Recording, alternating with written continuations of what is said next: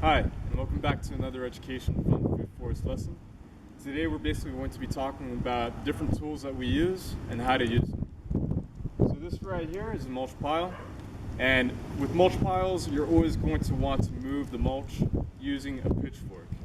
Now once it's decomposed and composted, then you could use a round head shovel. But for the most part, wood chip mulch you're usually going to want to use a standard pitchfork. So proper technique. You want to bend down, keep your back straight, kind of like a horse stance. And you send it in, and always have the wheelbarrow at your back. Never face the wheelbarrow, otherwise you'll strain your back and your back muscles. So again, now that I have this filled up, I'm going to be lifting it, but again, paying attention to my posture. So keeping the back straight, sticking out your head a little bit. I'm lifting up the barrel, making sure that my shoulders are staying low and back.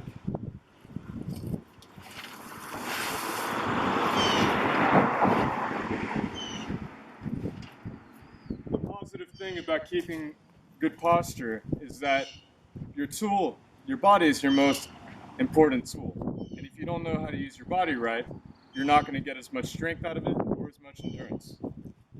So right now, to cover the weeds that were here, hanging out at the bottom of this tree, I'm now going to suppress those weeds by making about a 4-inch layer with a rake. The rake is a tool that you want to use to spread the mulch. So right now we have a section of soil that we want to work in, but currently it's all covered in mulch. You usually don't want to mix your soil and your mulch, otherwise all the carbon in that mulch will suck out all the nitrogen from the soil, and that's going to lead to poor NPK. So we're going to move aside this layer of mulch with the hard rake.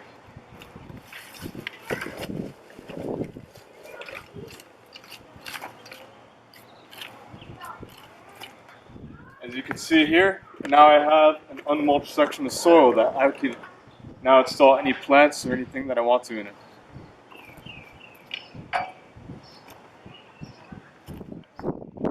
One of the best tools for digging is actually a tool like this, commonly known as a pickaxe, but it's actually technically known as a mattock. So, right here, we have the pointy end for loosening compacted soil, and then the flat end is for moving that decompacted soil. I usually don't go to the pointy end first until I need it. So again, keeping posture in mind. If you want to get more force, hold it from the top, and then as you let it go, move your hand down to the end of it.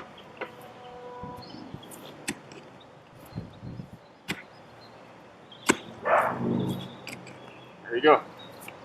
Now, a tool like this you could actually get pretty efficient with. Once you know how to use it well, it'll become your best friend.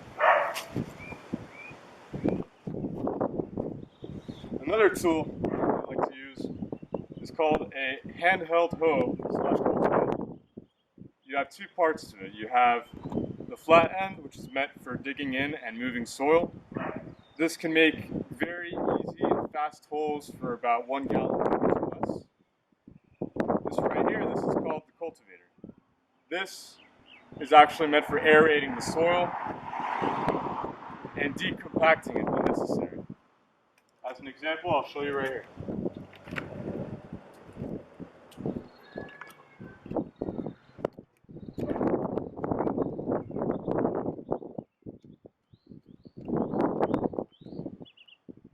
Now, with this tool, it's actually great for using if you want to propagate cuttings or install any small pots. Because it's so small, you can actually do it very fast and create a series of holes that are prepared for a series of plants that you want to install. So once all these are dug up, you want to recover them. And once the plants are in, push down firm. You want to make sure that there's no more air bubbles in the soil. Air bubbles can actually make their way through the roots of the plants and create a sort of bubble, just as if you saw a bubble within a straw, and that could actually damage the plant's metabolism. So this right here is a prune saw. You guys might have your own version, which is a folding version, or you might have a bigger one like this. So a way to properly use it is essentially to cut off large branches that you can't otherwise cut off with just your hand shears. So to properly use it, you basically want to make an undercut.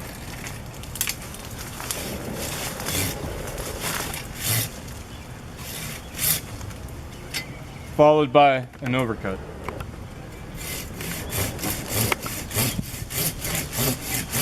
The reason why you want to do an undercut first is because once this branch is severed from its larger branch, if you didn't do an undercut, it would just rip the bark down the stem that you want to keep. So that's why we do an undercut. So the reason why I took this branch off was because it was hanging parallel under other branches.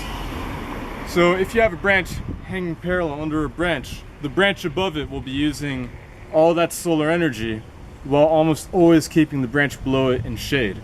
That does a couple bad things. What it does is it creates a waste of energy for the tree. If you're trying to grow fruit off of those limbs, then the fruit are going to be, again, energy divided. There will be less fruit or less full fruit on both branches combined. So in allowing the tree to focus on one branch, then all the energy will go into the fruit of that branch receiving full sun. If a tree is younger or a shrub and its branches are less thick or difficult to deal with, you can easily use a lopper like this. Just make sure that the sharp side is beneath so that you're already giving the tree an undercut. Another tool that is useful in these situations is your hand shears right here. Now these hand shears, you want to make sure that you feel comfortable with them and that you maintain them in good condition. If you need to sharpen them, never sharpen it so that the edge breaks contact with the other edge on the opposite side. So when you use these, you want to use it on young trees that still have soft branches, and it's essentially meant to guide them into their larger growth. Once the tree gets bigger and more mature, then that's when you switch to the heavier tools.